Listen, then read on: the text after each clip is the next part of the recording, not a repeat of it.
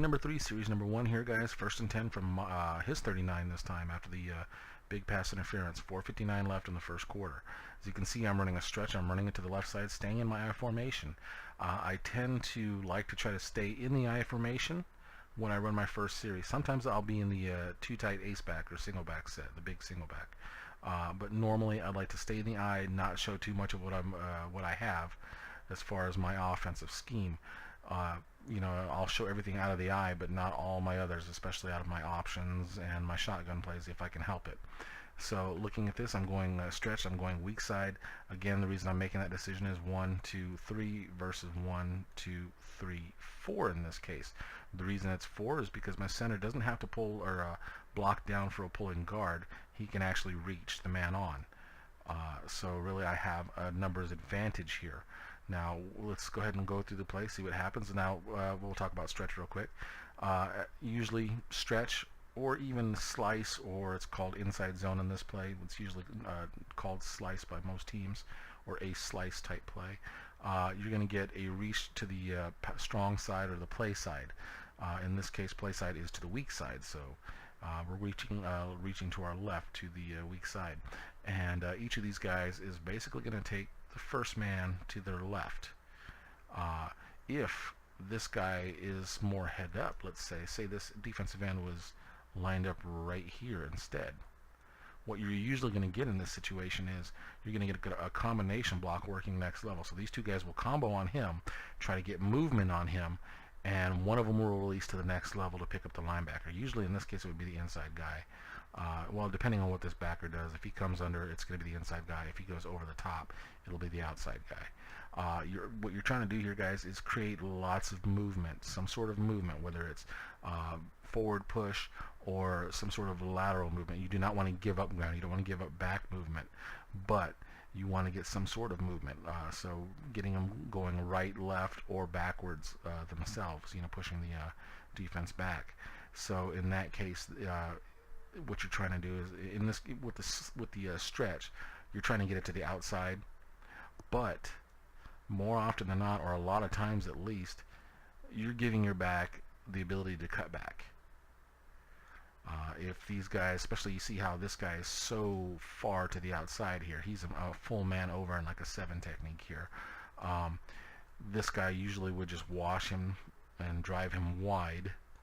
So then I can, if my fullback makes the right read, he turns up here, finds the guy to block, whether it's this guy or somebody else, and I can cut up inside on that, cut back, maybe even cut all the way across, depending on the kind of movement we get.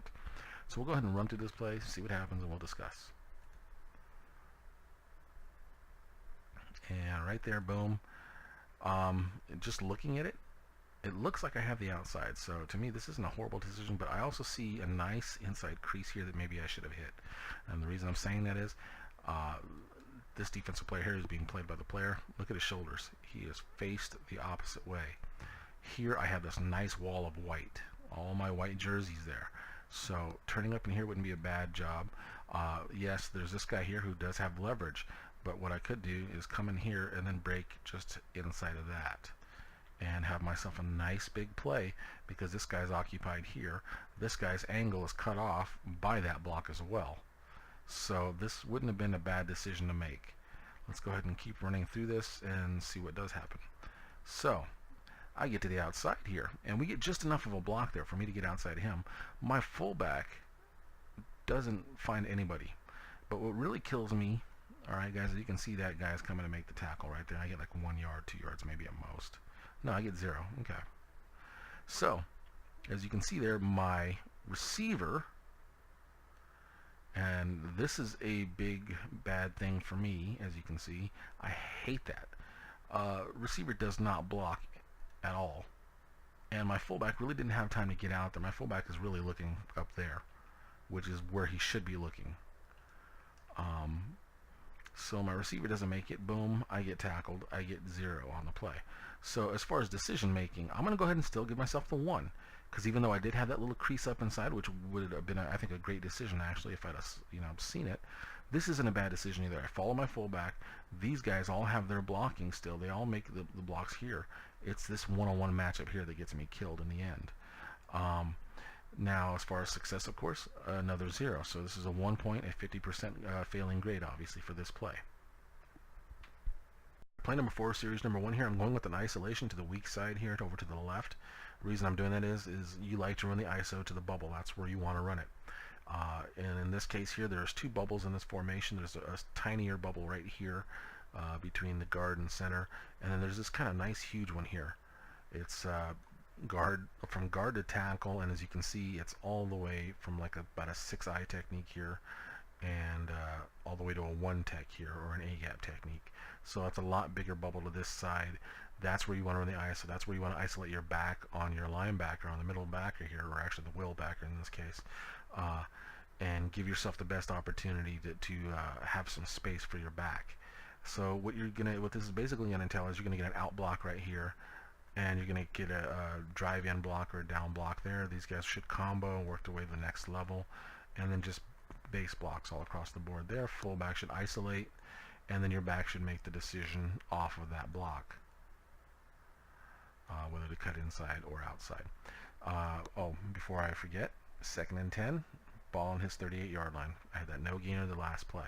So we'll go ahead and run through this, and we'll discuss, and let's see what happens.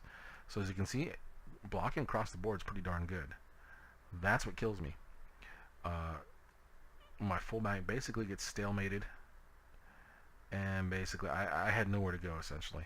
I tried to cut inside on this. Now the outside probably would have been a better decision, I guess. The problem with that is I didn't have the time from the time I get control of the back to the time he reacts to it or whatever to bounce outside. So I tried to cut up inside here to get just as many yards as I could, and fall forward for a good 3-4 yard gain. But because he gets stalemated, he comes in standing straight up, as you can see there. So guys, if you're a fullback in high school, college, whatever, get low. You got to have your pad leveled down. You cannot let yourself get stalemated by any linebacker. And especially at fullback, if you're leading the way, guys, you've got to be the little hammer in there, and you got to hammer that backer. And if you give him a good pop there instead of the backer, that would have been a great thing, but he doesn't. So the linebacker keeps leverage, makes the play, tackles me for, 2 yards. So, play success is obviously a 0. Decision making, I'm still giving myself a 1 because really there was nothing else I could do in that situation. It was just, the 1-on-1 block, again, breakdown. So, it's a 50%, which is obviously a failing grade again.